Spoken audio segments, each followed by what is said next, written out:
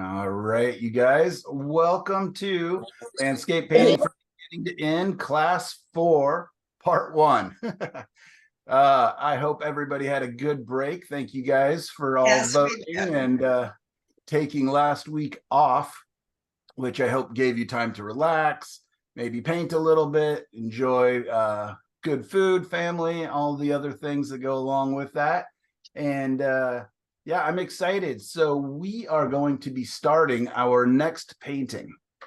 So if you didn't finish the last one, that's okay. You can either get back to it or you can just progress with the next painting.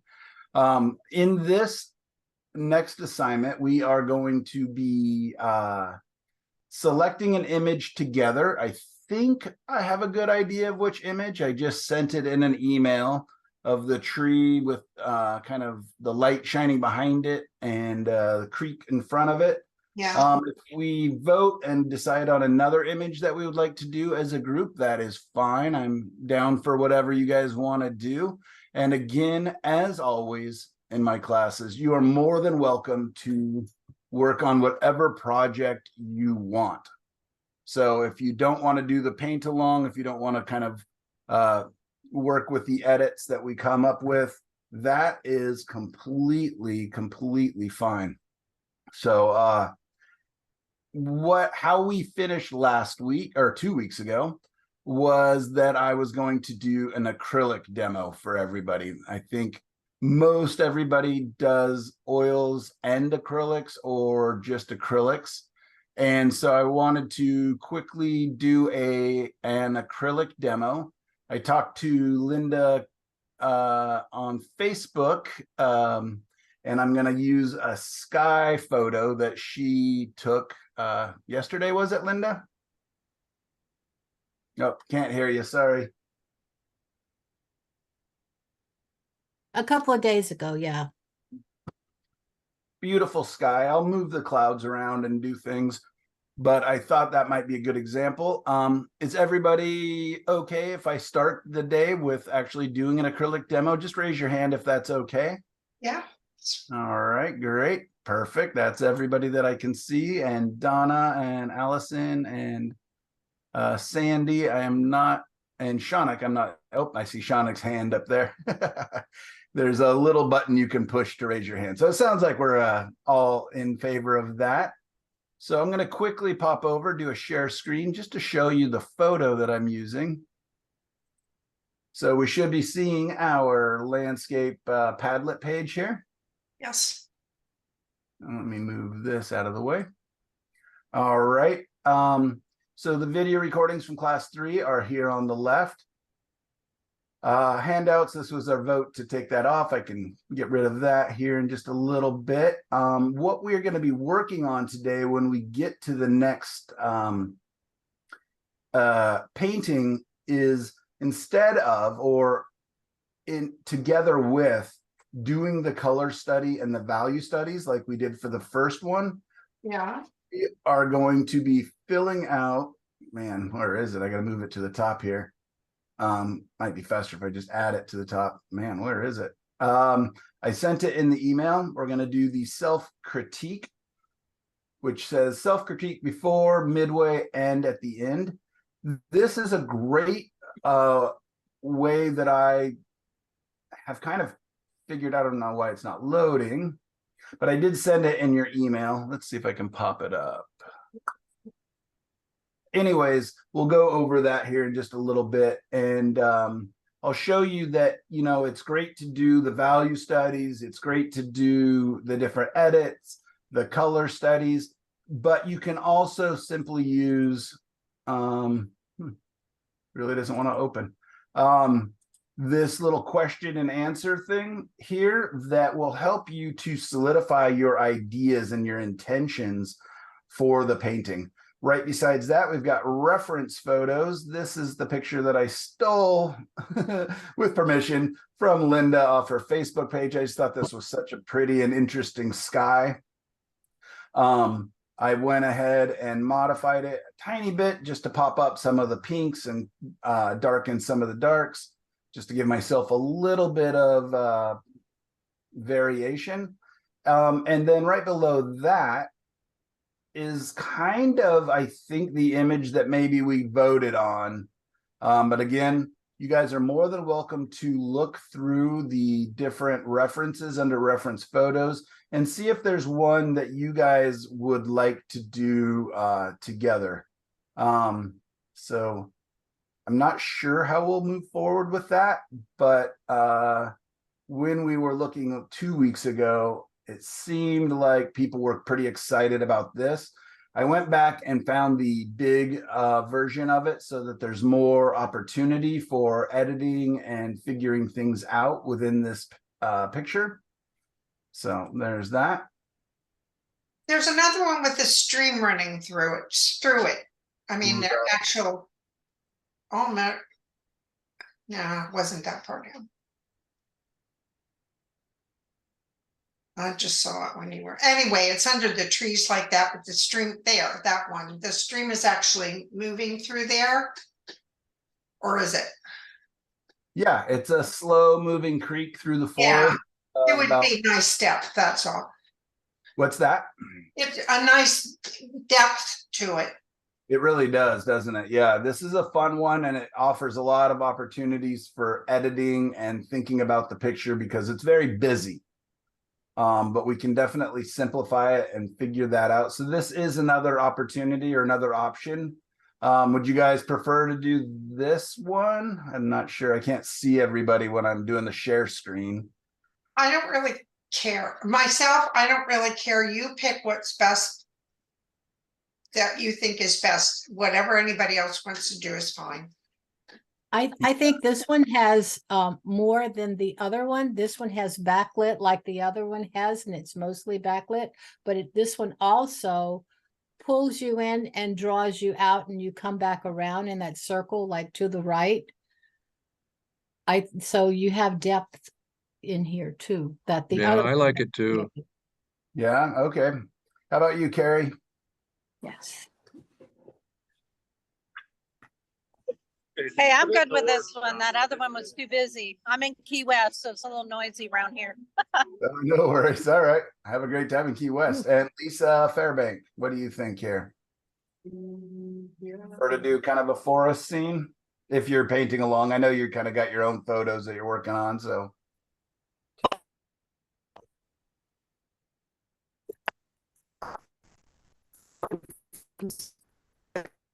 Yeah, I'm afraid you're cutting out pretty badly, Lisa. We're not able to hear you. All right. Does anybody very strongly prefer the other one? Is everybody, Michelle, everybody okay with this one here? Shaunik? And Gail? Yeah. Do you have a preference, Gail?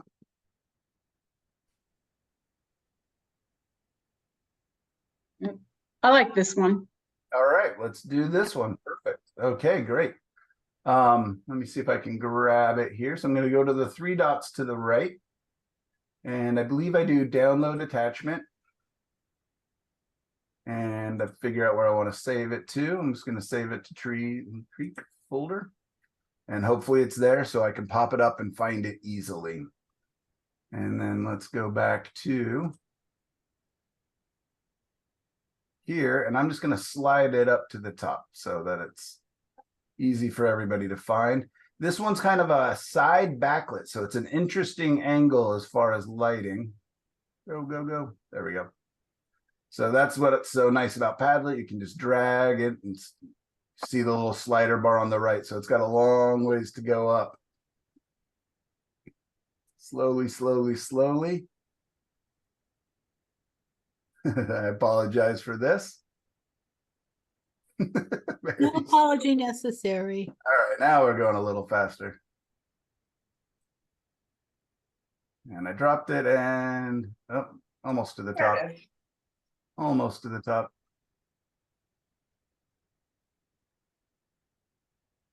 It's amazing how many photos you ended up with there. Yeah, I know. And I'm seeing a lot of different creek variations in there too. It's one of my favorite spots. So that spot when I go and drop off my work out at the coast off Highway 26 from Portland to the Oregon coast. It's a creek along the side that I stop at often. Just one of my favorite little spots. I can see why. Yeah, it's beautiful. It's beautiful. Like, yeah, there's quite a few different options for it. This is the same creek, but facing the other direction. Close the garage door, please. Yeah, there's quite a few different variations on that, especially in the fall. It's just really gorgeous. So yeah, lots of options there. So you can look through those. I will use the one that we just picked. And we will use that as our edit. But first, like I said, we are going to start with the same creek painting that we kind of did, a variation on that, but this one's going to be about the sky. I'm going to use Linda's sky reference. I'll probably get rid of these power lines and stuff here, but very beautiful. So I'm just going to go ahead and step up to the easel. And I am using acrylics for this. So the unfortunate thing is that I can't put the acrylics like I do with the oils up beside the painting because they'll just drip right down. I can try doing it and we can see if it works for a little bit, but if I need to, I can just keep the camera a little further away like it is now, and then we'll kind of zoom in as we build. So let's go ahead and pop up there. Mhm.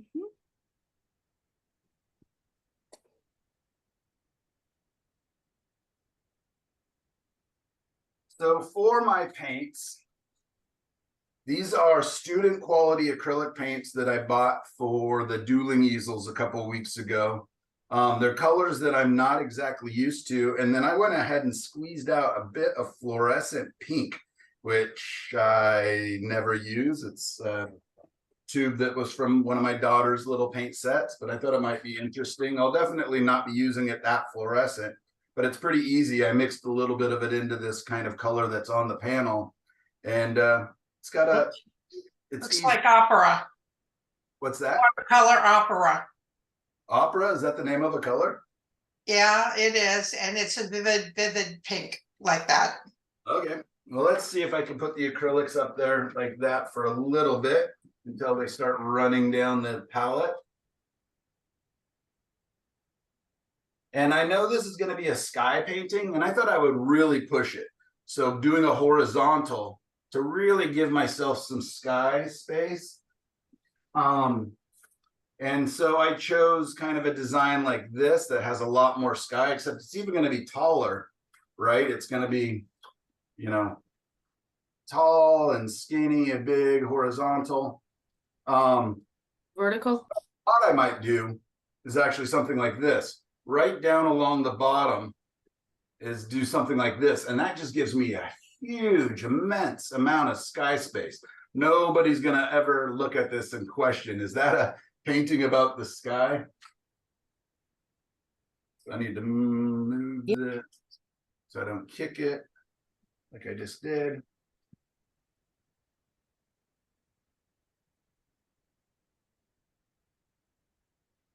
That view okay for everybody? Yes. Great. So let me bring up the photo on my computer from Linda's sky.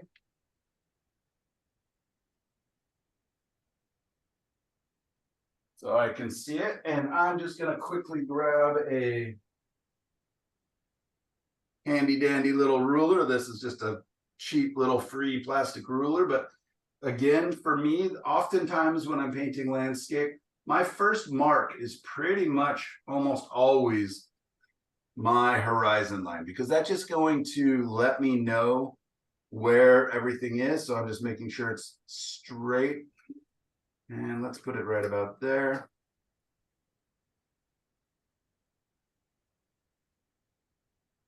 And I'm using a bright red there. You guys can see that okay?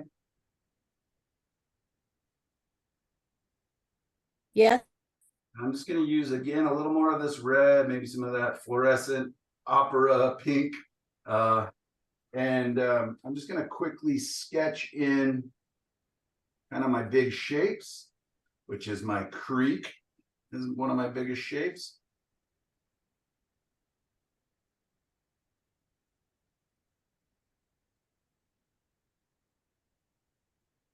I'm using a horrible brush, just all dilapidated, but I don't care because I'm just making marks for myself at this point.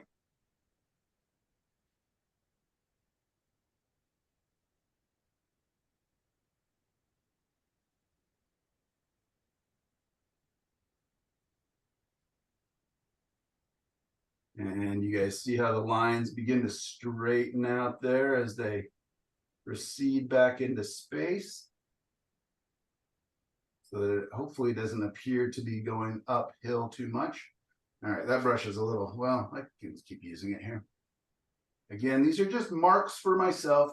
I'm going to keep my trees pretty basic again, because I don't want to draw too much attention down into the landscape, but I want it to be interesting enough. So my tree line here.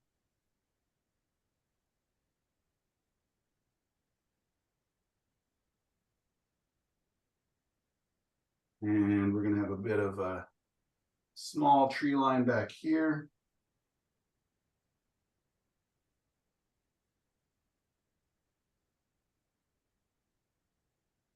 Basically almost to the horizon line just below.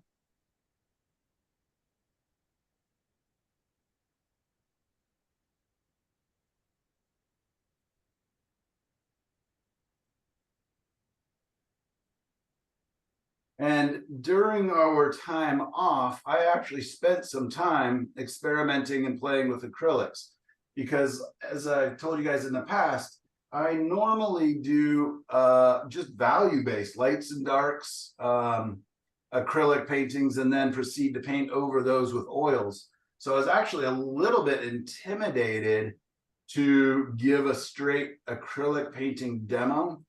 So I went ahead and did actually now 5 acrylic paintings, which I can share with you guys. I did post them to the Padlet page, at least 4 of them.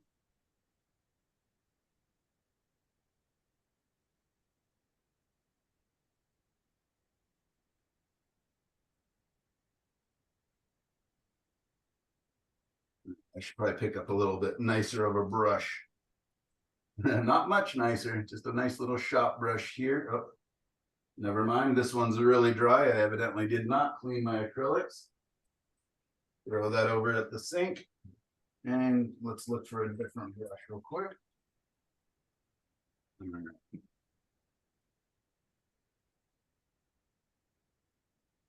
And these are 2 that I just cleaned this morning, so they're quite wet. So I'm just going to pull out some of that water.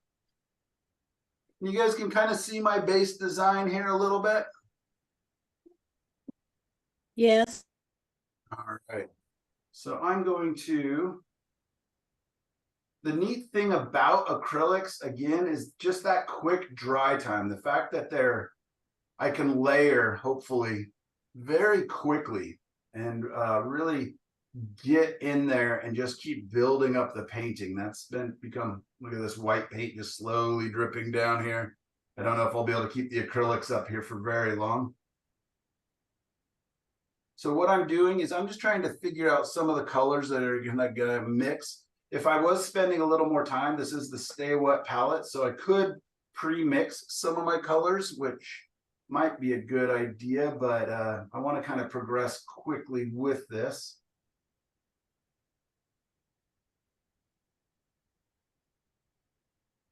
And it is always interesting whenever you're choosing new colors that you're not used to, just to see how they kind of mix together. I'm gonna see if I can push that white paint up a little bit. Nope, sure can't. Stay. It's okay, Michael, if you have to put your palette down. Yeah, I think I may have to here just a little bit. So what I'm going to do is I'm going to make kind of a warm reddish color, because that's what I'm seeing right along the horizon line. So I'm just going to bring that down and into here.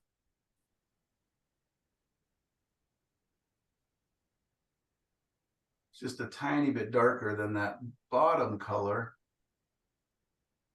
And then it's going to get lighter quite quickly.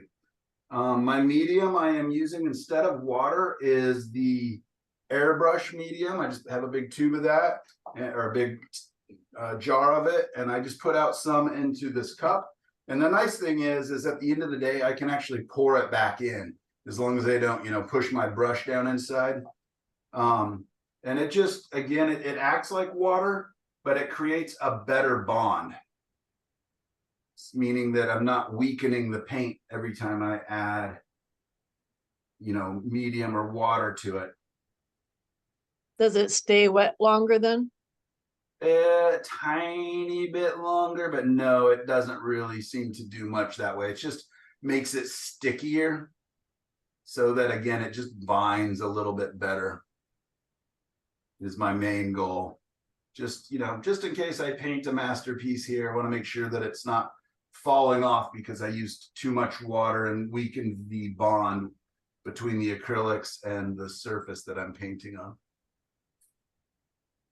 So I do know that the clouds, I'm looking into the warm pinky parts of the clouds, and I know that they get a little bit darker and a little bit cooler as they begin to go away from the sun, away from the horizon line. My sun's going to be setting probably right in here, and it'll be quite warm in that area.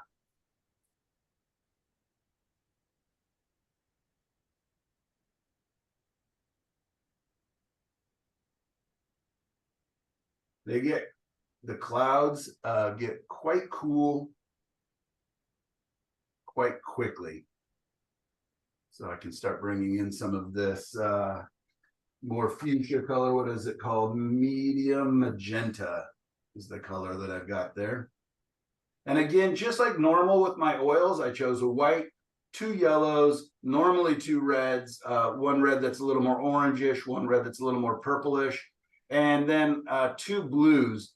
But the blue that's up here, that's more the greenish one, is called bright aqua green. We'll see how that plays. That's not a color I am used to or would use with oils, but I thought it would still work. And again, I'm just looking for that mixability. I just kind of want that range of colors to be able to use them for mixing. Let's go ahead and invite some of that blue to the party here. And let these clouds get a lot cooler. Oops. Mix some yellow in there. So.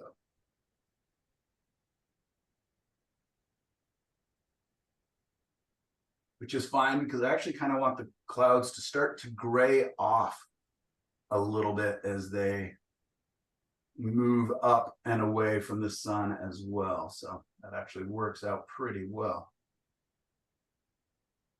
I am not, as a general rule, trying to mix exactly the colors that I see in the photos. I know that a photo is, the camera's idea of what it's seeing. It's not seeing reality. And then if you look at on your printer or your scanner, your printer or your monitor, it's it's going through another variation and change. So just knowing that we do not need to paint the exact color we're seeing. We're more chasing the idea, the feeling, and in fact, once we're liberated mentally from trying to just replicate color, I think that we can be a lot more expressive with our colors and have a lot more fun. And we just want to make sure that the colors are working well together, the values, the temperature shifts.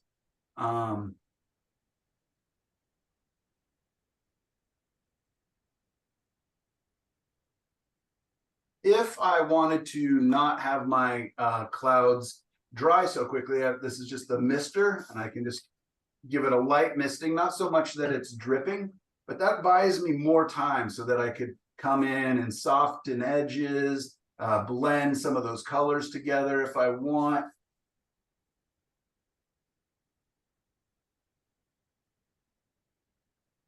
So with the acrylic paints, what I just never understood why people would like to work with them for years and years. I just kind of, I don't want to say hated them, but I just felt like every time I tried to use them, it was just a battle. They were drying too quickly. They always appeared too stiff, and the brushwork wasn't interesting to me. It was really hard to have soft, lost edges. And so now, having discovered the Stay Wet palette, in fact, I had a Stay Wet palette, but figuring out how to actually use it properly, and that with the Mister brush sprayer really helped make them a lot more fun for me. Buys me a little bit of time, opens them up, and now I'm really enjoying acrylics, especially for small paintings, for studies, for underpaintings. So my apologies to all the people I badmouthed in the past about using acrylics.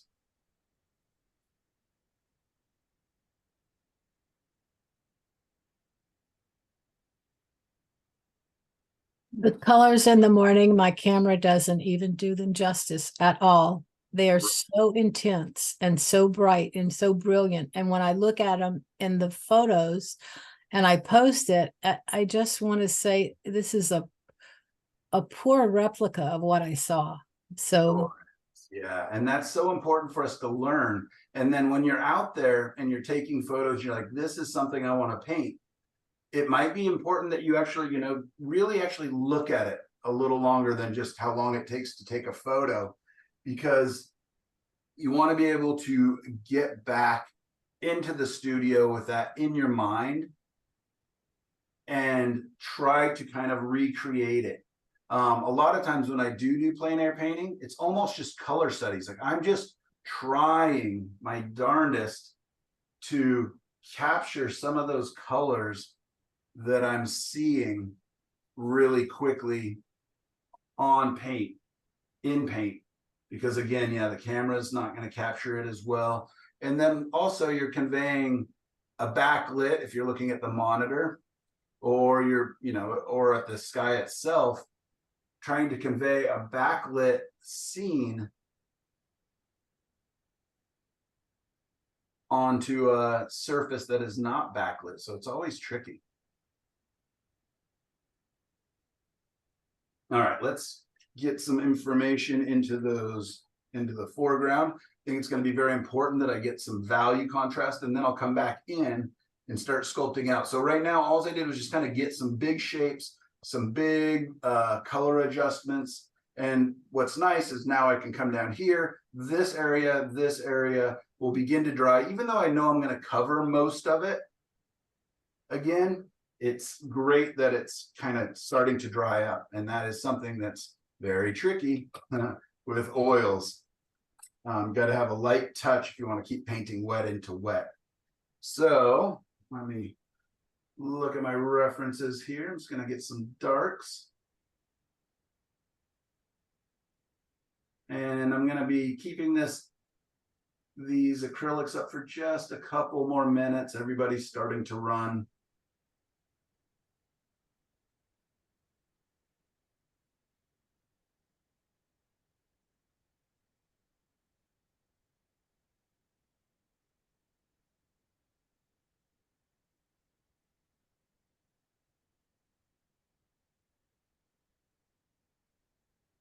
I'm just kind of figuring out a quick transition there. So using my other reference here, I'm just looking for my big dark shapes, my creek, all of that.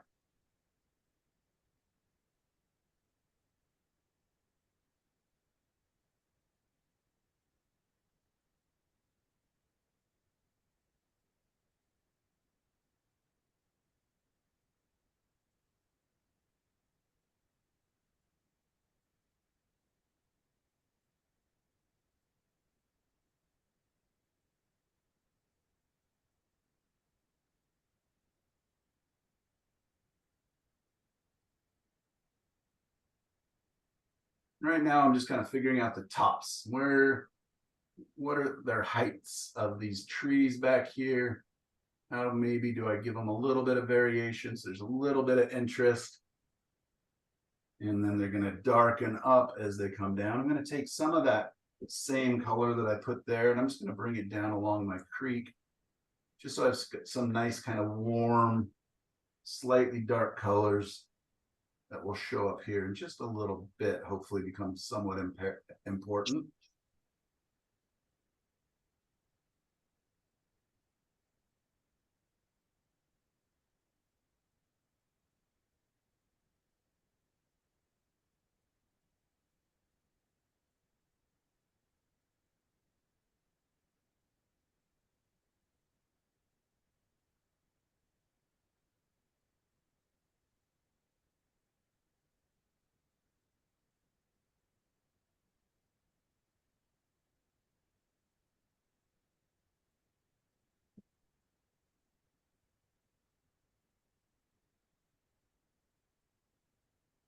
So it's all very simple still. I haven't gotten any detail. I'm not really refining anything. I'm just kind of figuring out my shapes and how they're going to play together. So let's go ahead and get down to some of these darker colors, but it's not as dark as I can get.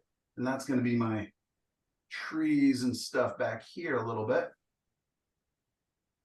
Figuring out where do they line up compared to the horizon line. They're definitely a little lower. I want these trees to begin to feel like they're kind of coming forward compared to these smaller trees.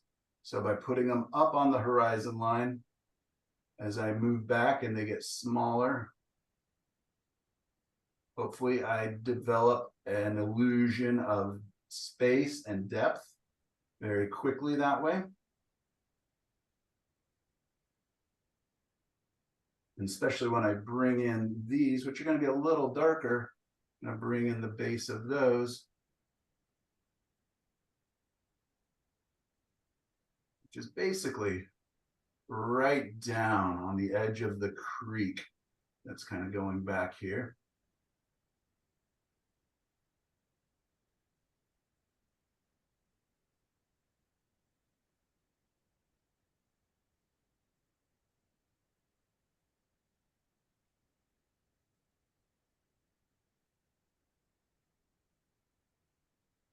So hopefully that's reading is a little darker than over here.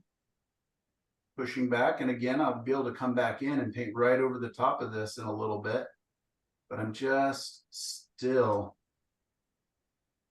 just making notes, just kind of figuring out where things exist in space. And then I'm going to step back here in a little bit and just make sure that I'm getting the illusion of the water rolling back, of the trees going back into space compared to each other, of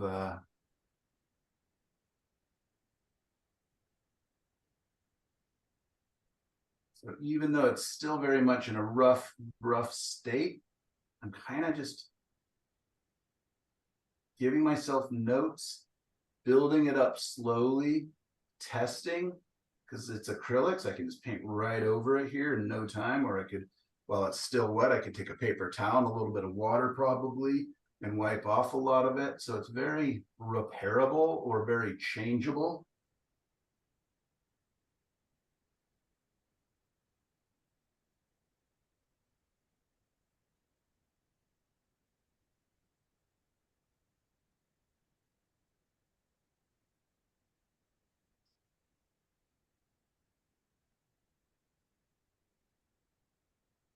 Again, this is going to be about the sky, so I'm going to let my ground be kind of a tiny bit on the boring side. You know, I wanted enough movement and interest and curiosity that it's not just wasted space,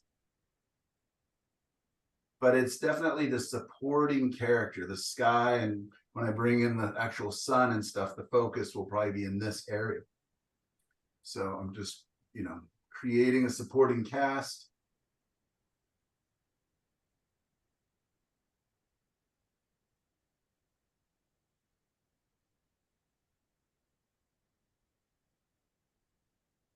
It's some green, but I'm going to infuse it with a little bit of these pinks that I'm using so that it relates, you know, to being lit by the sky there.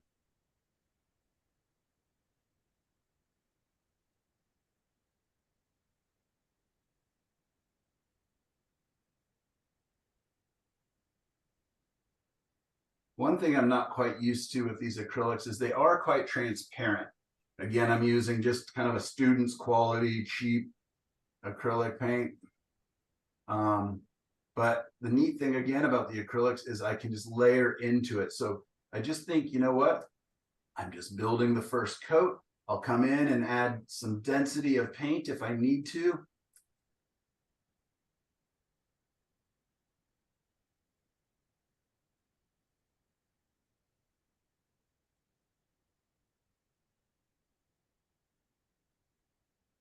You can also just put it on thicker if I'm pretty positive about what I'm doing at this stage. I can just put thicker paint down, which of course will be less transparent.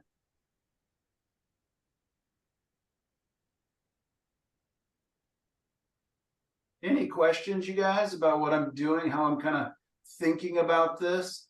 I find with acrylics, I can paint slightly differently. I'm not just thinking, you know, big shapes. I can actually paint from the background forward a little more, and then I'll reverse that and paint from the forward backward towards the background. It allows me to build my painting differently than I do with my oils.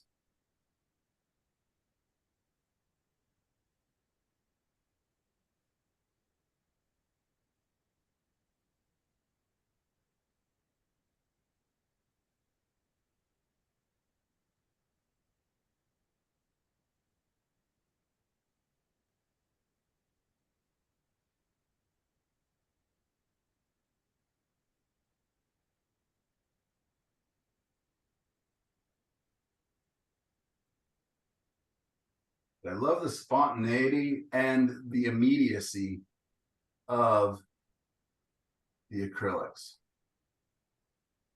And maybe it's just fun after painting with oils for so, you know, many years to kind of just experiment and play. And, you know, even the knowledge I gather from painting with acrylics, I still will be able to modify a lot of this new information, this new way of working, and bring it into my oil painting. So I do think it's fun. I do, though, hesitate. I've had a number of students throughout the years who are, you know, I paint with acrylics, watercolor, oils, cold wax, you know, and they're just like, they're doing everything. And I do like get a little bit cringy about that. Like, oh man, it's going to be hard to, it's kind of a, you know, master of none kind of thing. If you're just, so it's good to focus on maybe a medium that you're choosing for a little bit. But it is a lot of fun to go back and forth and,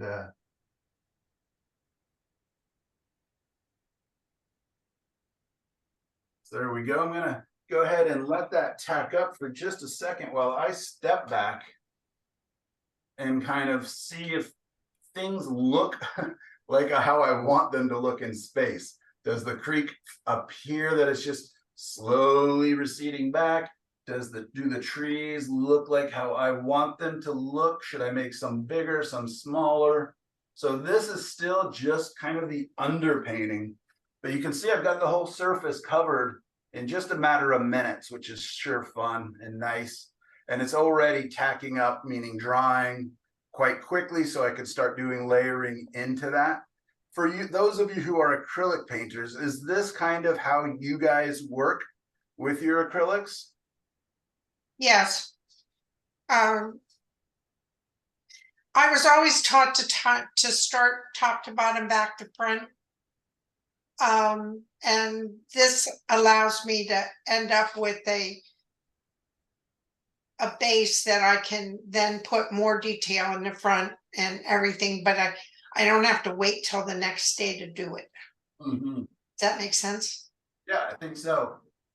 Yeah, and that's what I like. I mean, I'm still gonna be coming in with the, background colors and using those to carve into shapes and to modify and everything else. And that's what I like about the ability to just layer it so very quickly.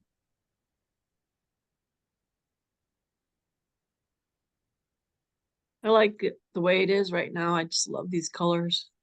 Oh, thanks. So do, Afraid I'm gonna have to ruin them for you, but oh no. I All have a right. question. I have a question. How does oil versus acrylics bear on the market for artists that are professional artists? Right, oils definitely carry a higher pedigree. So I may, for the most part, but like I said, my first painting that sold for my last show was the only one that said acrylic on it. All the rest said oil paintings because I had finished them with oils. The only one that I did just straight acrylic was the first one to sell, and I charged the same amount. I didn't even contemplate lowering the price because it was acrylics. Yeah. But yeah, I don't know. And I think more and more there's just so many good acrylic painters nowadays that the distinction is going away. And I I think agree with you on that because there, for a long time, there are oil snobs, if you understand what I mean. And they Right. say, oh, acrylic, and and then well, when you go to an oil class, then they try and make you just pour stuff into your paint to do what they think it should do. And I think now, if it's a good painting, I don't know how to tell the difference between the two. If I went up and put my nose on it, I guess, and everything, but if you're picking a painting because you really love the painting, I don't think it should matter between the two, but that's just me, and I'm very. I agree, Sharon. Yeah, and I think Yeah. what helps Yeah, you to get your poetry out onto the canvas is great. You know what I mean? If it's charcoal, if it's whatever else. I just wanted to show you guys, while that's tacking up a little bit, these are some acrylics that I did the last couple days. And I just had so much fun, using that same design, building them up differently. These are 9x12s, I think. So that one was a lot of fun, just working on side light, the light kind of coming from the right, hitting the right side of these trees. Enjoyed that. beautiful. The neat thing too is being able to just lay in this little bit of detail in the grasses immediately, right? Just tacking in just little hints of grasses and stuff. Really is a nice thing with acrylics. Here's another one that I did. Just kind of wanted to play with the pinks and the warmer colors, kind of a little more tonalist than the other one. So again, I'm just kind of setting out goals for myself as I do these paintings. Just like this one, I wanted to do more tonalist. This one, I wanted to experiment with stronger lighting. And then I've got a third one here, and a fourth one, and a fifth one. This one I was just curious about with the quick drying time. Could I do a lot of haze, a lot of atmosphere, and really keep soft edges? And I even put a little moon in there. And I think this is one of my favorites out of them. Sorry, it's kind of Like glare. it. But it was really nice to create kind of earthy colors, yet beautiful. They're all kind of grayed and browned down a little bit, but I really like it. It has a very naturalistic feel. And then again, you can see in the grasses, I just kind of knocked in a couple odd marks, almost just like weird. That's all it needs. Calligraphy, just to kind of get a little bit of texture in there. And then I wanted to do one. I did this one using that bright pink, that fluorescent pink. I covered the whole canvas, let that dry overnight. And then I just came back in with grays and blues and purples and really just kind of covered it. So only little glimpses of it are showing through. And even though that it would be considered a fluorescent paint, it really, you know, with the translucency and transparency of the acrylics, made this very, you know, you'd think if you're going to paint with a fluorescent paint, especially as the whole background, I can show you one of the panels, how bright it was to start with. It was this bright, Oof. right? And that just makes my heart hurt. Well, maybe it makes it feel better because it's Pepto-Bismol. But yeah, you know, and it was amazing how subdued I could get it. I liked it so much, or I was enjoying it so much, that I actually did 2 variations on that one. And again, just experimenting. This one I let a little more of the bright color show through, a little clearer. But it was neat where I would put slightly more transparent grays and let the pink kind of show through. Yeah. So Cool. anyways, acrylics really do some interesting things. And then just the speed at which I did these. I'll show you the sped up time lapse of 2 of them that I worked on. And again, I just liked the speed at which I was able to build, play, experiment, and everything else.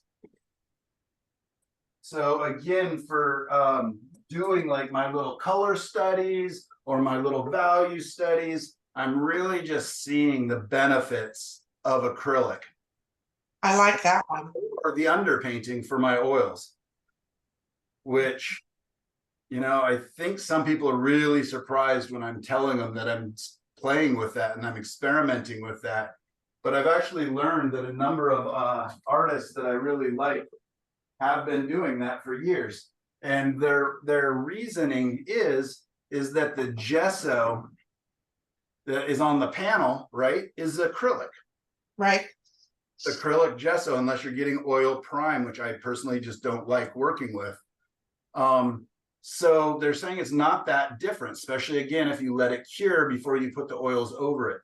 These are the student quality, so they're quite runny and thin and transparent. But if I was using a thicker, you know, higher quality acrylic, then I could also be thinking about the texture that I want to show through in my oil painting, and I could be building that up. In fact, 2 of the paintings that are in my last show, actually 3, I actually really thought about the texture a lot more than I normally do with, and I was actually thinking about almost all my galleries, the light is from the top, just like here in the studio. And I was literally thinking about the texture and how is that texture, when I build it up thick enough, gonna cast shadows that could be useful in my paintings. So again, while that's drawing and tapping up, I'm going to pop that back over here. I have a question. I have a question. Yeah. Did you try and wipe anything out? With those pink ones that I talked about, the super. No, I just mean with acrylic in general. Did you try and wipe anything out? Yeah, so with that bright pink colors underneath, I was using a wiping away. I was dipping Q-tips into water. Right, right. And wiping those back. Sometimes you can't cover the whole panel, but you can cover part of it and work into what you want. Just with a brush, a damp brush, you can lift it out nicely. Yeah, especially if you're quick about it, for sure. Yeah, so yeah, I would have to really speed things up. I wouldn't probably do that whole entire wipe away painting that I like to do with acrylics unless I had the open acrylics. Yeah, and that's all I use. Okay, and I'm yet to experiment with that, so I don't know, and I can't speak in an educated manner to that. What kind were you talking about? What kind of acrylics were you talking about? The open acrylics that stay wet for a lot longer. Oh, okay. I use Golden Open exclusively, unless I can't get a color that I really want that's gonna work into something, and then I get Heavy Body or the regular ones and just tint things with them, but And I if am you forceful. if you mix opens with regulars, then it's kind of an in-between is what I understood. Yeah, it is. As long as you're talking acrylics and not water miscible oils. You know what I mean? Yep. Because people get them confused. So here again are some of I just took quick Ooh. iPhone photos of these acrylics that I did just so you guys can kind of see them. They're not, they're very glary and everything else. But I mean, for being like a 1 hour maybe painting, I thought this has a lot of potential. Like as I was doing this, I was like, ooh, maybe I could, just kept inviting all these new ideas.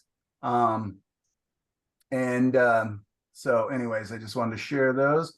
And here is I have a question. If you do the acrylic under painting and then you paint oils over top of it, is that considered a mixed media painting, or is it going to be considered oil painting? That's interesting. Don't know. I should probably find that out. I just call them oil paintings again because of the bias that's out there. And acrylic gesso is considered as an acrylic, and I never have said that acrylic gesso with an oil painting over that is a mixed media. I find that I don't want to confuse my collectors as much as possible, but I'm also not trying to hide anything. So anyways, so I started both of these. These are the ones that I showed you previously. It's going to be very fast. We'll go through it one time, then I'll go through it a little bit slower. And again, all I'm doing is giving my acrylics about 5-10 minutes to dry. So this works out perfectly. So I had the gray background. I put a kind of two different kind of yellowy colors over the top. For whatever reason, I decided to block in my shapes with these weird bright oranges. But again, just knowing that I'm just making shapes for myself. So I don't know if I would suggest it or not, but that's what I did this time. So you can see this kind of bright orange, but when you look at the end of the painting, you're going to see some of that bright orange showing through actually. And then I came over that one with purples and cool colors to kind of establish my shapes and my values, just like I would with oils, right? Just my lights, my darks, my big shapes. Oops, let's go back a second. Oh, I guess let's just go through it, even though it's so fast. It's so fast. I don't know why it filmed it so quickly. Coming back into my backgrounds, adding a little bits of detail, and done. So fast. You can kind of see it here. Yeah, I would be curious how long it actually took me. We'll just kind of go through it like this without the video rolling. So just you can see the colors I laid out there, the white, two yellows, one's a very orangey yellow. Two reds, a red that leans towards orange, a red that leans towards purple. Again, this color and this blue are not colors I would choose. The reason I've got two darker blues out here is I just didn't know what they were yet. I just, I had bought them. I think one says primary blue and the other one is ultramarine blue. So I just put them out. I think that this is just the dark color down in the left corner is just me cleaning up my palette from last time. I think it's like a burnt umber and black. Just Palette kind of mud. What's that? Palette mud. Palette mud. That's what we call it in porcelain painting. Oh, okay. Oops, I don't know why it disappeared here. No, I don't want to download it. I want to show it.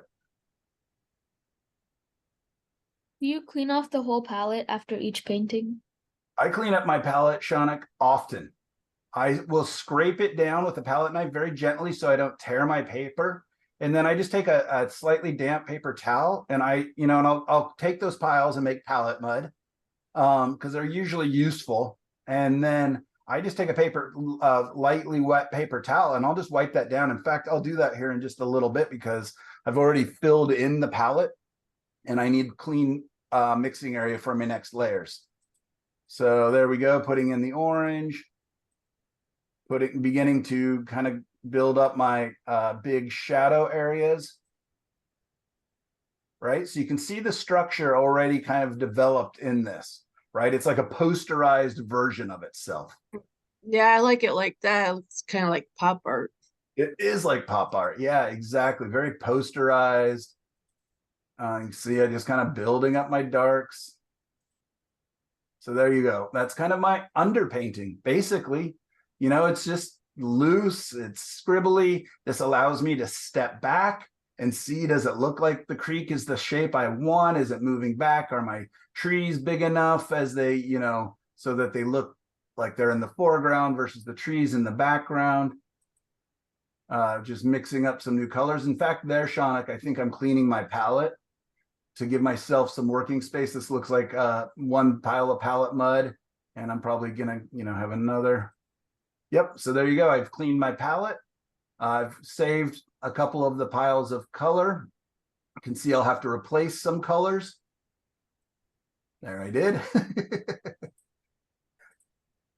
Back up here. And I'm just starting to look for where are more darks and building up values. Thinking a little bit about the fact that I'm going to come back in and paint my sky and my water. And where do I want some of the warmth kind of showing through or showing in the trees? So I'm adding a little bit of reds in there, a little bit of pinky purples on tops here.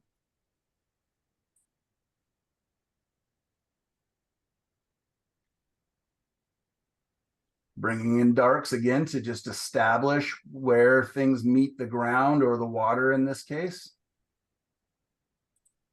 So it's really, what's so neat about it. Go ahead, Shaunak, sorry. These look very spontaneous.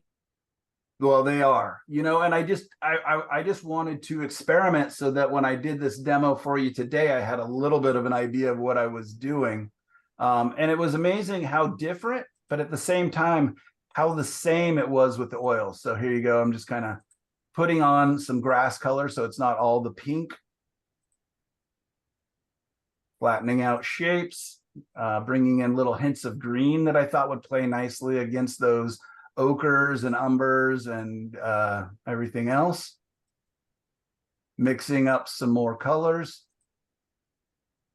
Lightening up the tops of the grasses where I want them so that, and then getting in the way because I'm much better of a door than a window. And just trying, now I'm to the point where I can start to describe what is the light doing. It's coming across here. I wanted the foreground in this painting to be more in shadow, and then the focal area to be kind of warmer, brighter, lighter. And you can see that I built that up twice, right?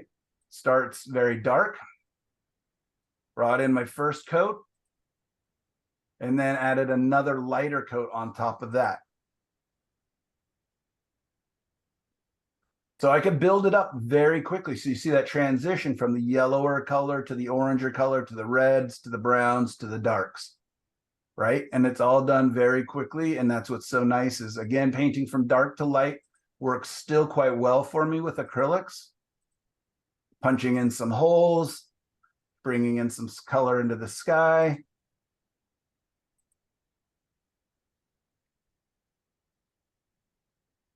Bringing in sky color, I wanted some cool blue grays to make the warms feel warmer, right? This painting's all warm colors, little bits of greens, but the greens are still quite gray, warm color. This one, I wanted to have some bluey grays to, again, make the oranges feel a little bit warmer. And there Were you can working on both of them at the same time? Yeah. Oh, wow. Yeah, sometimes I'll work on 4 at a time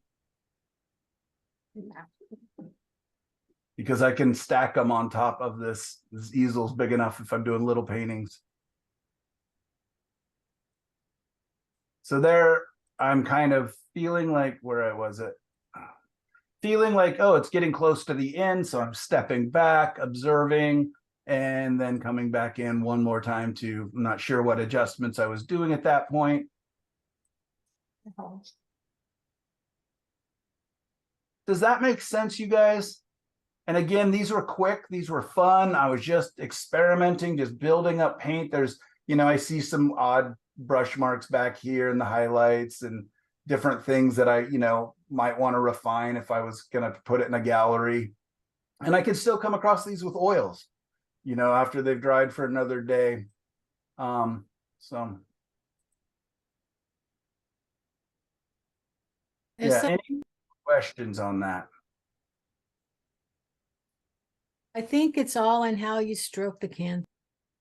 A lot of it. And for these paintings, I pretty much, if we go back to that video, I think I'm using those shop brushes almost the entire time. I have some shop brushes that I lend out every now and then because I take a scissors to them so that they're all just different lengths, and they're horrible looking, but they make wonderful grass. Absolutely. Yeah. So yeah, I'm just going to quickly watch and see if I ever use a not shop brush. I'm just going to kind of freeze it from time to time. Shop brush. So you can see the shop brush over here. Those are just those chip brushes. They cost like 35 cents.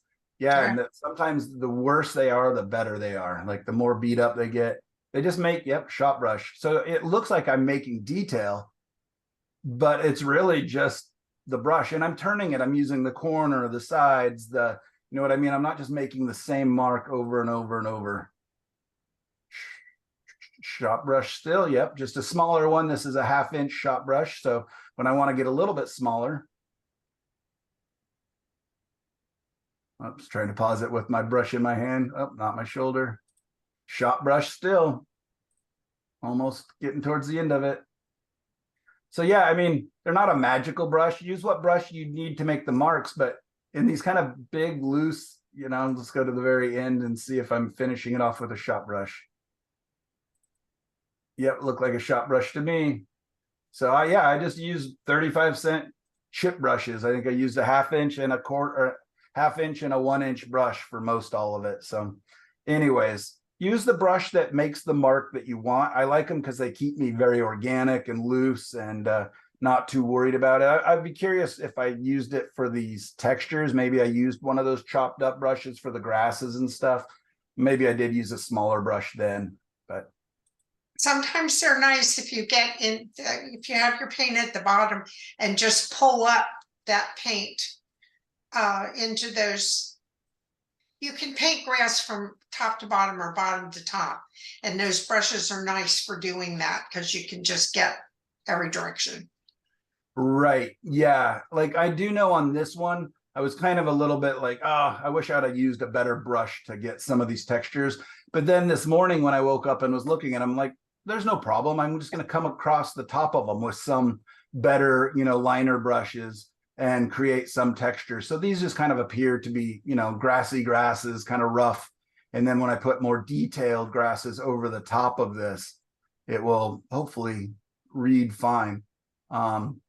But again, I like I wouldn't plan these grasses like this, but I like they're just kind of calligraphy marks that they make. Even on some of the edges of the trees, like it's just kind of loose and gestural. They look like desert. Yeah, kind of scrubby, don't they? Yes. Great. All right, let's get back to the easel.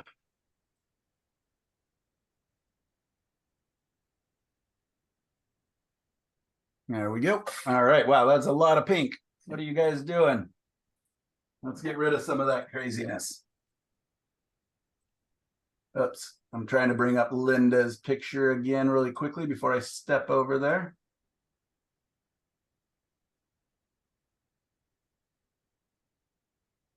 All right, got it up on my monitor.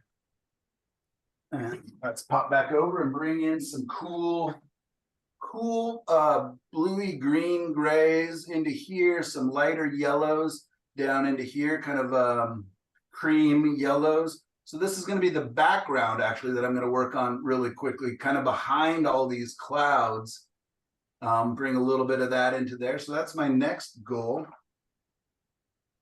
And I'm just going to use some of those colors that are on my palette before I clean it and just see, because I kind of want them to be grayed down blue.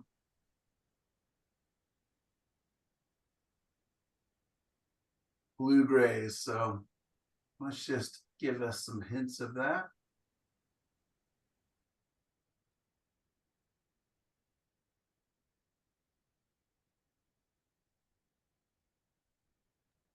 Just wetting the surface slightly. That'll allow me a little more work time as I kind of lay them in, kind of come in and manipulate. So I could take my paper towel and just kind of move them around, soften some of those edges so that I don't get that hard acrylic edge that's always not been my personal favorite. I like it in other artists' work, but in mine, I love my soft edges, just a part of my aesthetic.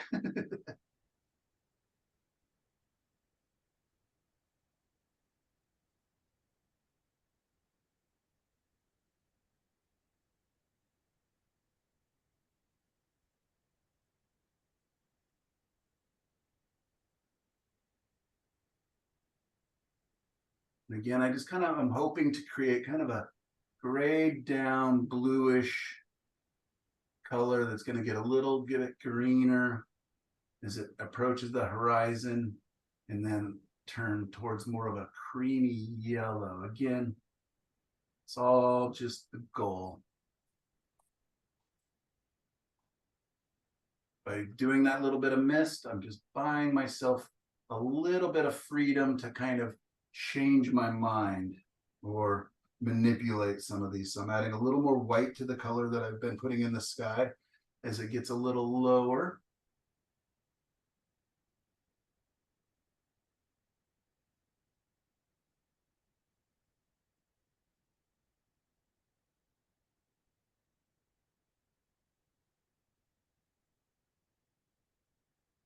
Add a little more white to it again. Oops, had a lot of yellow. When that white paint ran down the panel, evidently it grabbed a bunch of yellow, but I think we're going to be okay. We're just going to mix that in so it's not such a huge jump.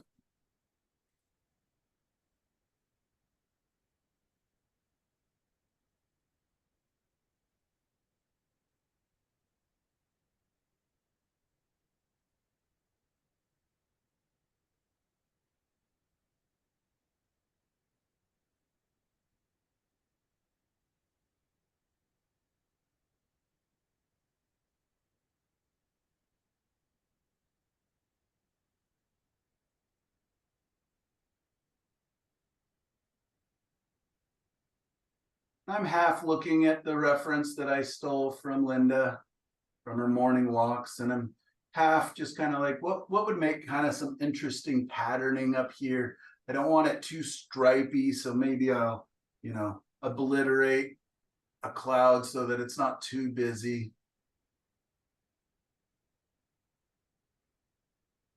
You didn't steal it. I said, okay. Makes me sound cooler if I said I stole it. Very punk rock. Oh, okay. Yeah, I'm punk rock.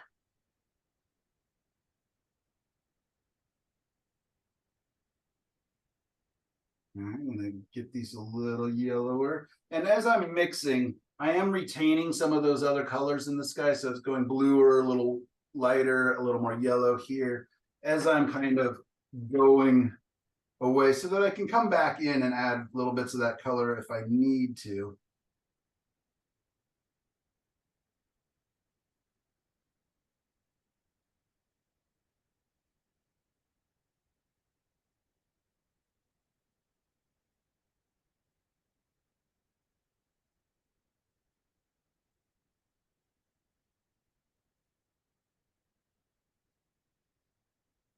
Sorry about my arm being in the way there.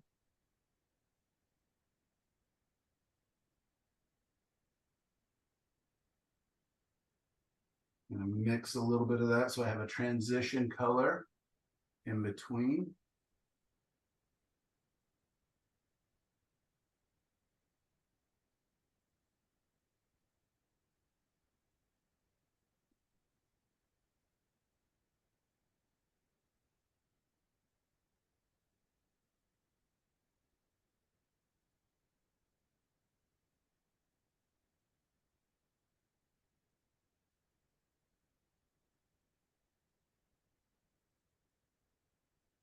And then I'm using more of the orangey yellow as I get down towards the horizon, mixing that with white and some yellow, just so that it gets a little warmer as it gets towards the sun. Again, I'm thinking the sun's probably right about here. So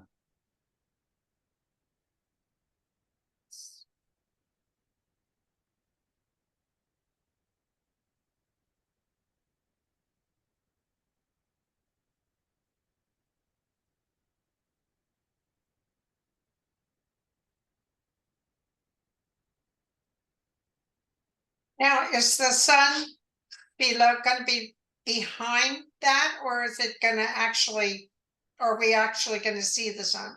I think we'll see it. Okay, Just I'm using that reference where we actually do see the sun just peeking over though. Okay.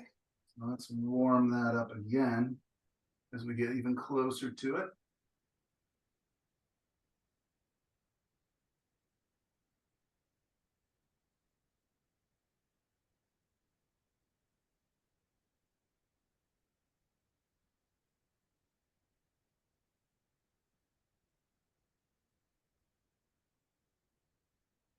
I'm thinking where it might be peeking through these trees. I'll come back in and I can cover that so it's not so bright. But again, constantly I'm not thinking like I'm finishing a painting. I'm just figuring things out. Where are things in relationships to each other? And this might be a fun one next week after it's dry to show you how I could come through with some really nice transparent oil colors and really create a real sense of glow. If you guys Oh, do that. okay.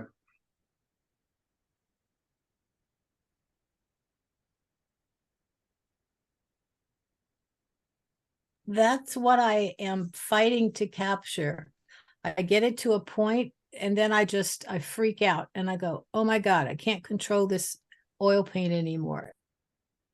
Yeah, so maybe acrylics might be fun for you to kind of, because they're very controllable in a way, because they're controllable because they're dry, but that also the fact that they dry makes them a little hard to control too. So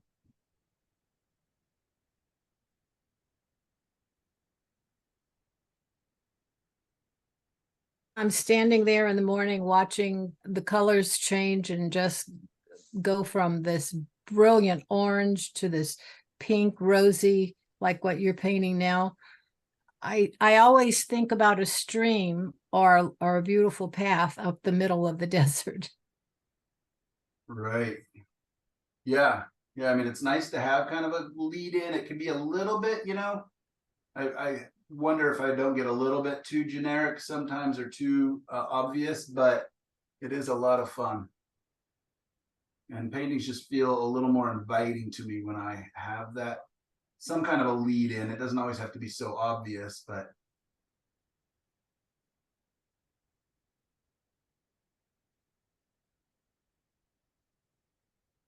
all right, we're gonna let that part tack up, and then I can actually come in and glaze a little bit with some acrylics too to kind of modify some of this. And I'm just kind of seeing, is this getting too stripy? Is it I'm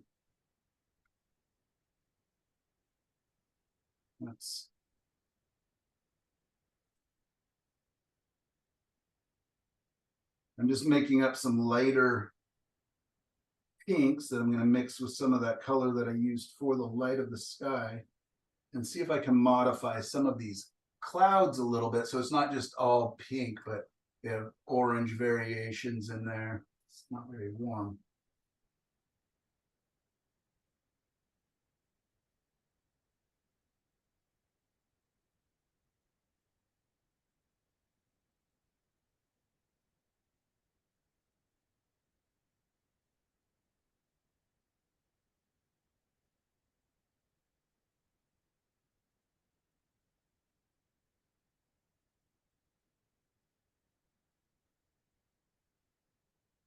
And I'm just kind of peeking over at the reference, just seeing, are there parts there that I really like that I could use? Are there variations? Are there transitions?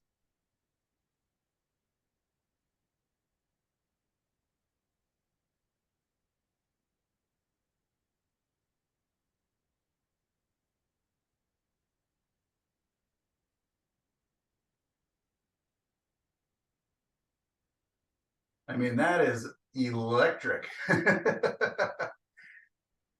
Maybe a touch strong, but I can come through and modify things as I see fit, using that little mister to soften some edges a little bit. So I don't have this. I love it already. It's nice. Good. Let's use our mister down here. And I'm just gonna grab a big cheap brush and I'm just gonna, these are too perfect. I want my creek to have a little bit of sense of movement. So I'm just gonna kind of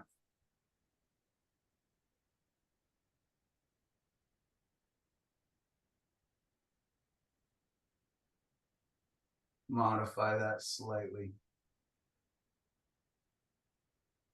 Just so it's not so crisp.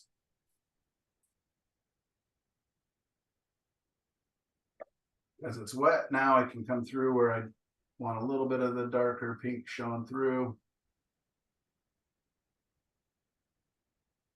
All right, let's play up. Let's get a cleaner brush. It's gonna take me a second here, just using water and my paper towel, just squeezing out that paint. The pink color, the medium magenta, is really very cold. I'm realizing as I try to mix nice warm pinks with it, it's very cold. So where I want heat, I'm gonna probably stay away from that color and use more of the primary red, which again, I don't know, primary is always a weird name. Yeah, it does. A little bit of the medium orange yellow. And let's just warm up these trees.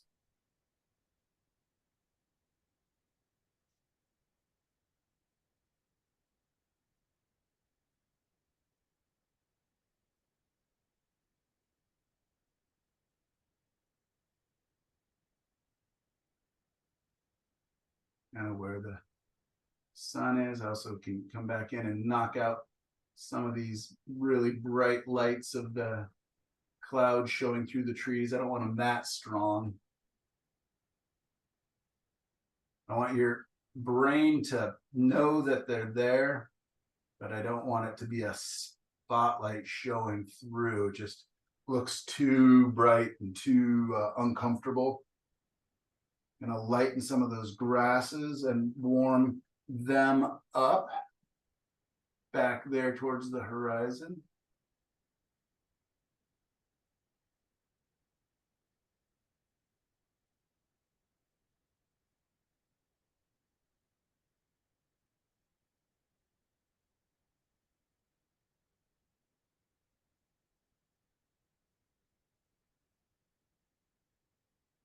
Again, this paint's all fairly dry, not completely dry. I could reactivate it, I'm sure, by adding some water and remove it, but it's enough that I can begin to bring in some of these other colors on top and hopefully make a little bit of interest into here. Maybe some purpley grays. Just like some of these grasses are picking up a little bit of that light.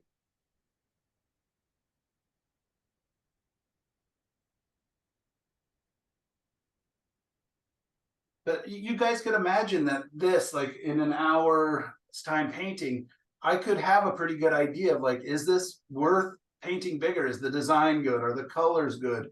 Like this could literally be a color study. And I'm only into it for a little while. Let's get some dark, kind of greeny colors into this trees and build up the density in here.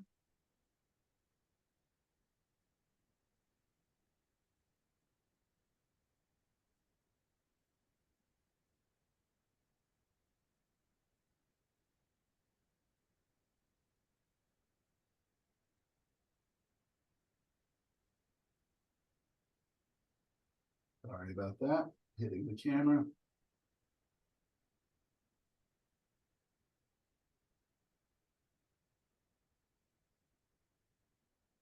I took the green out mostly, so it's more of a dark blue over here as they're receding into space compared to those trees ideally.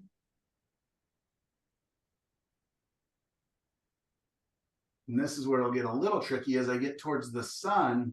even though they're further back, normally they would be kind of lighter and cooler, but I'm actually going to make them lighter and warmer as I go towards the sun because of the amount of atmosphere and stuff that would be back there being infected or reacting to the light that's coming from behind.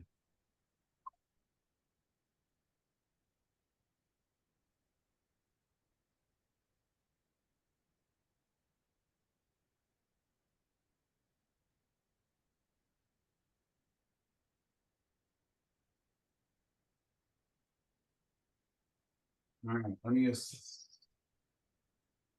grab one of my chopped up brushes, just like we were just talking about. I do the same thing. So a shot brush kind of starts oftentimes kind of looking like this. I mean, this is an old beat up one, but a lot of times I'll come through and chop them up.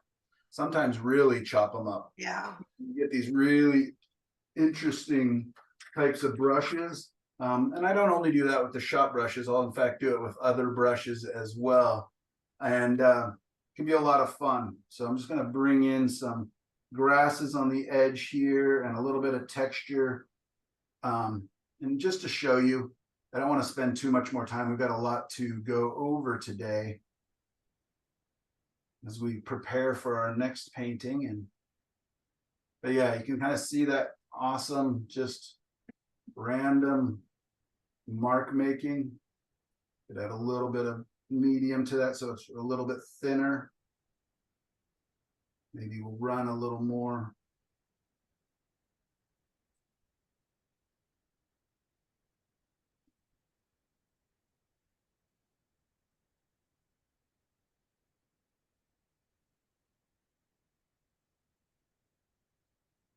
I just got to be careful with these brushes that I am making different marks, because even though they're very organic and broken up, if you overuse them or you keep making the same brush mark with them, they still become redundant or repetitive.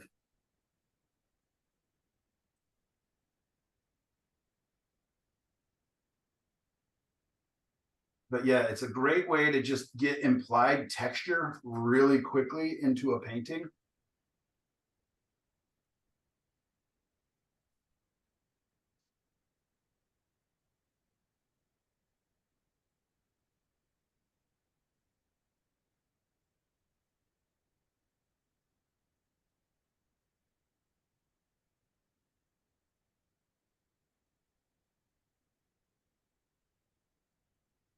Are you guys able to see what I'm doing? Or is the camera close enough to see the kind of broken weirdness? Yeah, Yes. Just dip my finger in the medium there and see if I can soften some of the reflections of the grasses a little bit. They dry so quickly.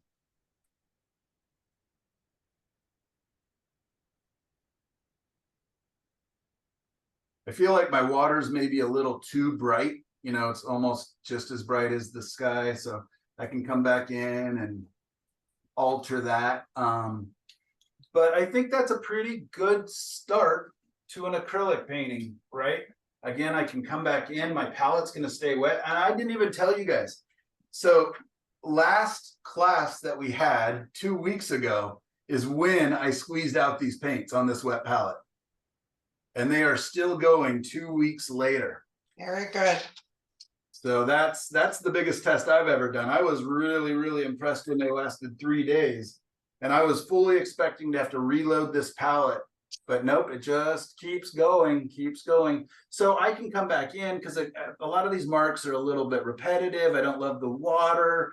I don't love some of the hard edges. But I can come back in and just create another color and create softer edges. Oh, the other thing I wanted to do though is the next pass in the sky is actually some darker clouds kind of in the foreground. So let's see if we can't do that. One more pass, you guys. Give me 5 more minutes on this. And because that's what was so neat about the photo that we're looking at is that there's these foreground clouds that are kind of coming towards us. Trying to figure out what color they are in the shadow areas. I'm going to do kind of a darkish, purplish, grayish color. I'm using a lot of the leftover paints that's on there. So let's just think, where do I want these clouds? They're kind of coming across here. I think I like this maybe. So maybe I'll try not to block it too much.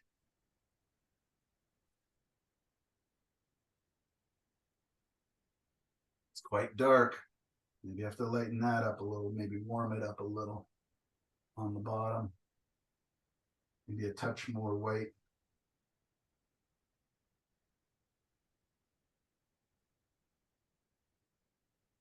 Trying to reach across the front of the camera without hitting it. I should just move the camera.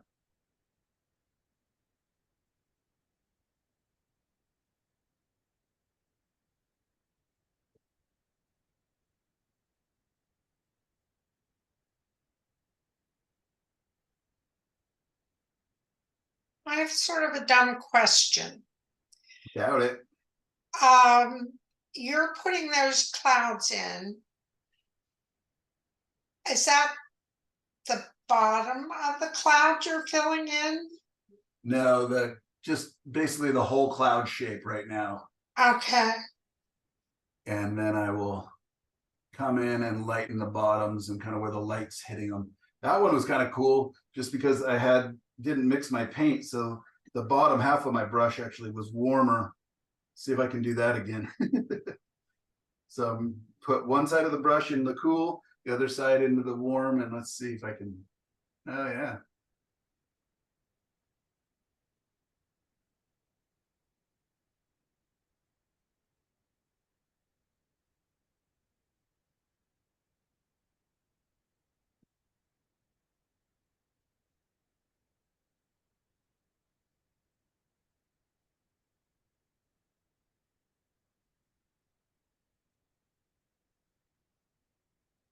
The blue calm and the way they're laid just calm the whole painting down. Hmm.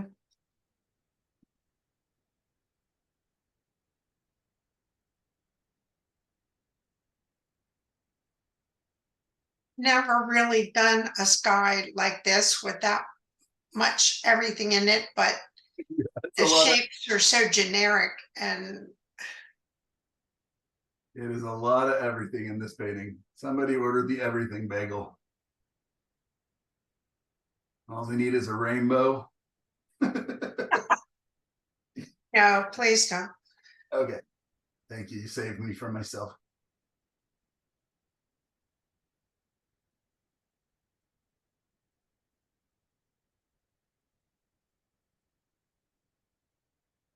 Oh, sorry about bumping the camera again.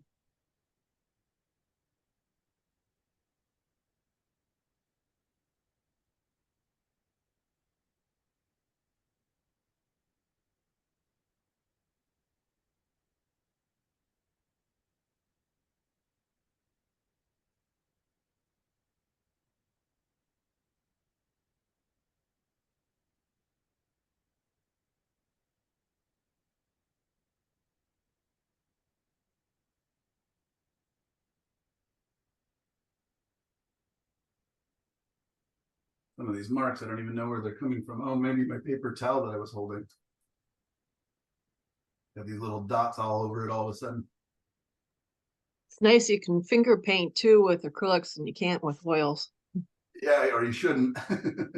You can. I definitely find myself finger painting with oils. All I'm doing is dipping my finger into the medium and just wiping and just kind of reactivating that paint so that I can take it off.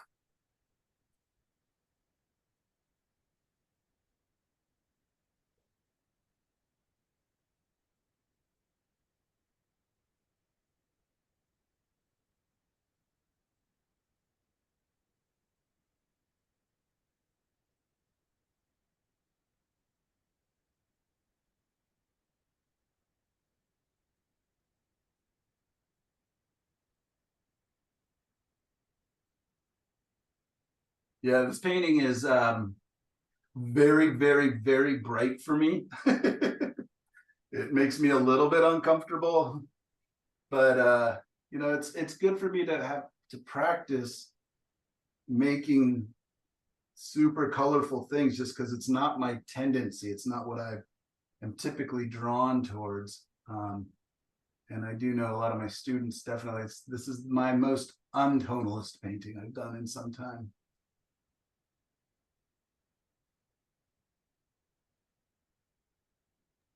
I love it. It's beautiful. Thank you. Yeah. I'm Yeah. sure a lot of the people at the gallery would love it too. People definitely do like color. Like whenever I share my more colorful paintings, people are like, oh, finally. And then I have to tell them that's the only one I'm going to do this year. But it's, you know what I mean? I'm not against color. It's just, for me, really, really, really bright paintings don't feel like me. They feel like I'm pretending to be somebody else a little bit. And so I just kind of had to come to terms with that. Every once in a while, I'll do it and have fun and play, and it's a good experiment. But yeah, my instinct is that I'll probably come back in and glaze over all this with, you know, a couple of solid colors and knock it all back. But we will see. But I am having fun. I'm having a great time. And hopefully you guys are too. Hopefully I'm not boring you guys too much, especially for those of you who maybe are less interested in acrylic painting. Hopefully this is still interesting and still worthwhile. I love it. Solid instruction is always useful. Michelle, have you ever seen me paint something this bright before? I think you've come close, but it is awfully bright. Yeah, but it is nice. It And is. I like the It's start beautiful. clouds. I'm not sure I love the design that I built with them. Maybe these three over here, like maybe I could knock them together a little bit so that it's not so stripy. And I want to see how those colors relate into the water. The blues. Yeah. Yeah. Oh, sorry again. Yeah, I've really got the camera where I should be standing, so I keep bumping into it. So I'm just gonna kind of give it a quick measurements right about there.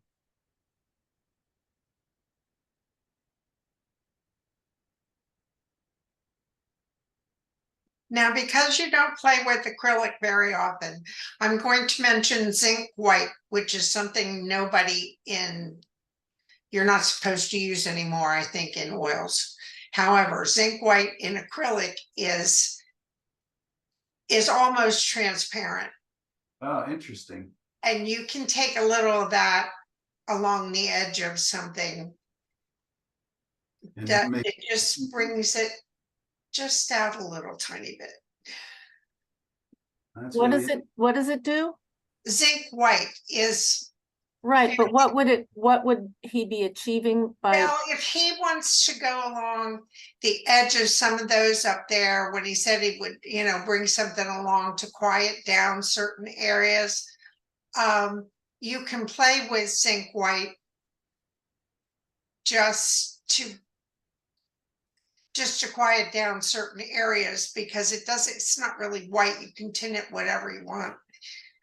And it's really transparent for white. So it's something to play with if you're going to do this more often. Yeah, you can play with that and see what happens.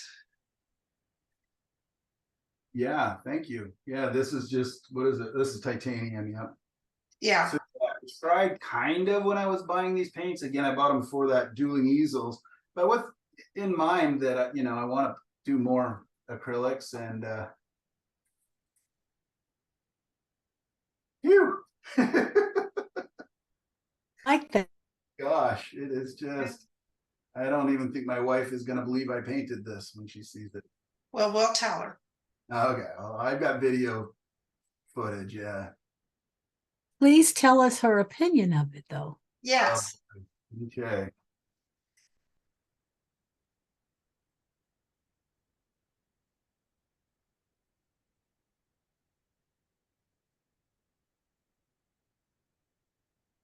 Love that purple over the in the background to give it distance. Purple.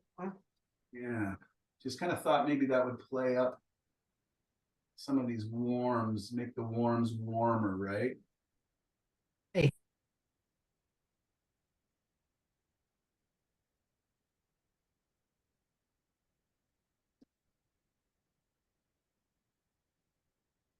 Finger painting.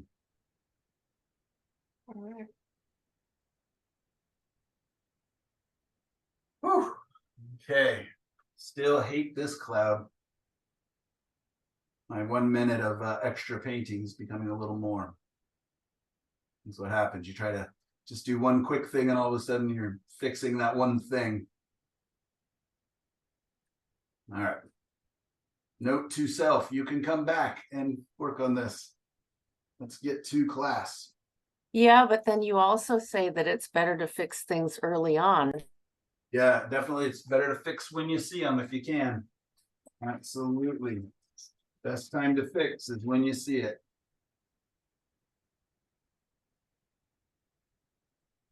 Let's make that cloud a little less cold. What are you putting on it now? Well, I was trying to use a medium to see if I could just get rid of that cloud a little bit, but I couldn't. It's too dry. And I'm just gonna mix a little bit warmer color just to make it so it's not so prevalent.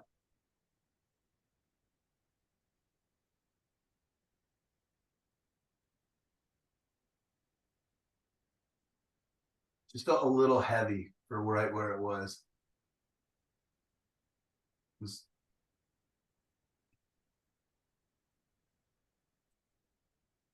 Something like that. Let's do I that. like it. All right, thank you. I will step away. I will step away. I promise. Put your brush down. Right. And dropping it in the paint water, dropping it in the water, making sure I don't have any other brushes laying around. That's the bad thing about acrylics with me, is I'm used to just laying my brushes down and then I come back a half hour later and they're like solid sticks. So You can spritz them with water, same as you do your painting. Yep. I just throw them in the sink. Anyways, fun. Yeah. Beautiful. Sorry, Don. I can see you're discontent from here, but I love. I learned a I lot. love it. Yeah, I love it. I like it and I appreciate your doing that because I needed to see what you were doing and hearing what you're saying while you're doing it. Good. Yeah, that's the main thing, is seeing, I can give you all the handouts in the world. And now the next step, what it is for you to do it, after we get done with class today, because that's what sticks it in your mind. Either that or going and telling somebody what you learned, writing it down or telling somebody. Those are the ways to get this into our brain to actually stick. At least if you're as slow a learner as I am, I need to use all the tools and tricks when it comes to learning. It's the sharing, the teaching, the writing, and the doing. And the as I was watching you paint, there was like 3 different times throughout this painting I would have stopped. And so I'm learning that I'm always stopping too soon. Yeah, because it got better and better as you kept going. Right. And my fear wasn't, oh, I'm going to ruin this, right? And that's what stops us a lot of times, is like, oh, good enough. I don't want to ruin it. But the truth is, I'll probably work on it until I ruin it, because that's how I'll learn. And it's just playing. I'm just having fun. I don't know what I would do with this painting. So different. I don't know. We'll see.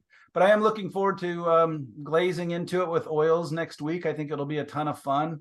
And I'll show you using some transparent glazes. Let's go ahead and take a 10-minute break. Come back right around 11:22. And we will start. It didn't look like too many people turned in a final project yet, so I don't want to add any pressure, and that's fine. That'll give us today to work on that, on editing and looking at those trees that we're going to do, the creek. So let's take a break and then we're going to come back and Here's, have a quick I discussion. brought my Lovely, favorite Cheryl. brush, Lovely. and he's really messy, got paint on him and everything else, but that's my favorite brush to play with. Absolutely. Looks beautiful.